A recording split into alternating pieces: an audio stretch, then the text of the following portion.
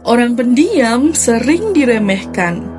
Tapi pernahkah kamu berpikir mereka bukan korban, melainkan predator yang menunggu waktu? Pernah lihat nggak seseorang yang pendiam, selalu sendiri, dan tampak tak berbahaya?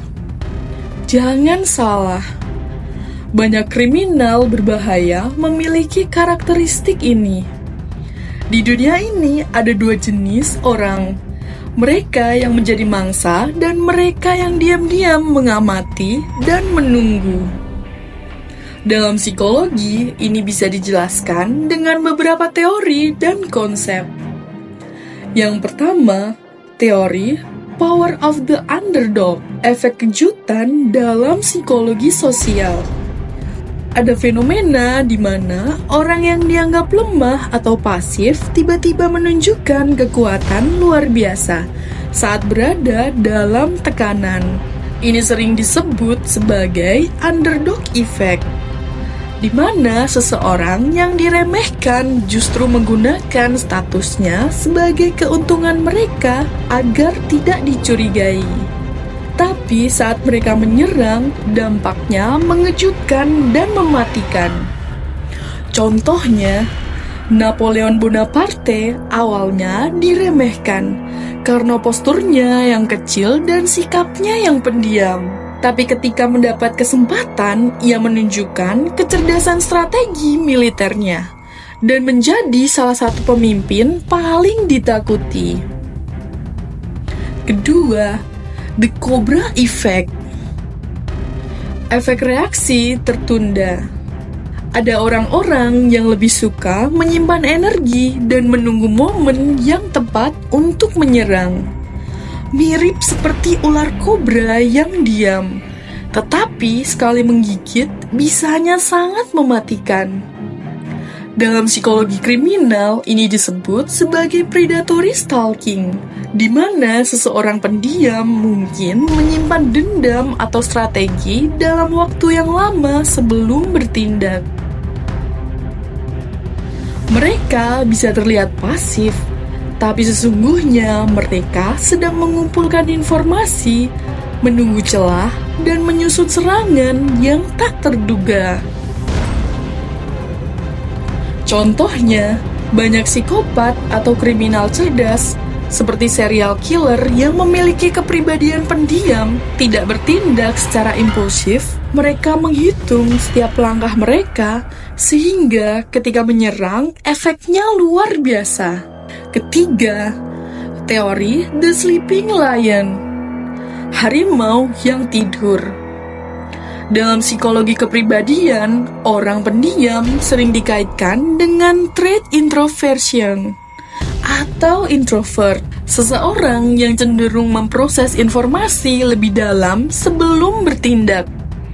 Namun saat berada dalam tekanan ekstrim atau merasa harus bertahan, mereka bisa mengalami explosive outbursts, di mana mereka melepaskan semua kekuatan mental dan fisik mereka dalam satu momen yang mengejutkan.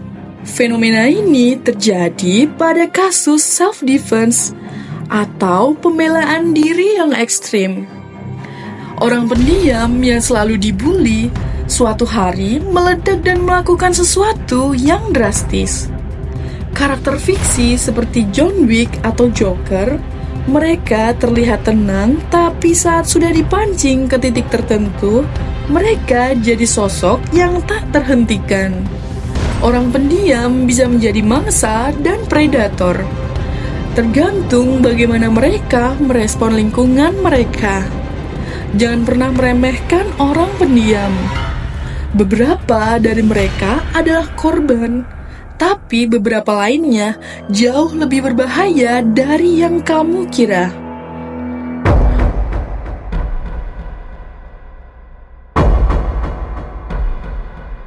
Kamu percaya nggak? Seseorang yang dulunya baik hati bisa berubah jadi sosok yang kejam. Bukan karena keinginan mereka sendiri, tapi karena dunia yang memaksa mereka. Kenapa ada korban yang justru berubah jadi pelaku? Kenapa seseorang yang dulu tersakiti akhirnya malah menyakiti orang lain? Kalau kamu pernah nonton film Joker, kamu pasti ingat bagaimana seorang pria baik bisa berubah menjadi monster. Tapi ini bukan cuma fiksi. Ini adalah realitas psikologi. Dan Chill Life akan bahas mengenai hal ini.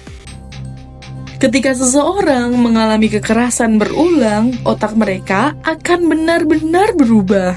Disosiasi. Ketika seseorang mengalami trauma berulang kali, otak otomatis memutus emosi dari kejadian itu biar kamu nggak hancur. Hasilnya, kamu akan lebih banyak pakai logika daripada perasaan. The inappropriate effect. Kamu ketawa di saat yang seharusnya bikin kamu sedih. Itu bukan bercanda, tapi mekanisme pertahanan otak. Dia udah capek merespon kesedihan, jadi beralih ke reaksi yang berlawanan. Emotional numbness. Mati rasa emosi. Terlalu sering disakiti bikin sistem limbik kamu burnout.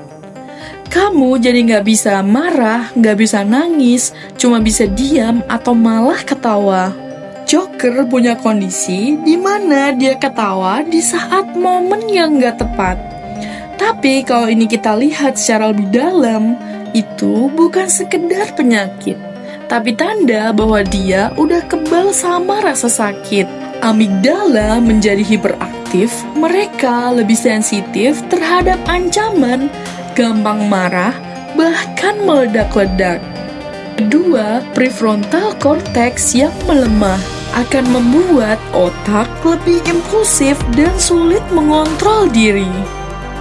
Ketiga, hipokampus mengecil, bikin trauma terasa hidup terus-menerus dalam kepala mereka.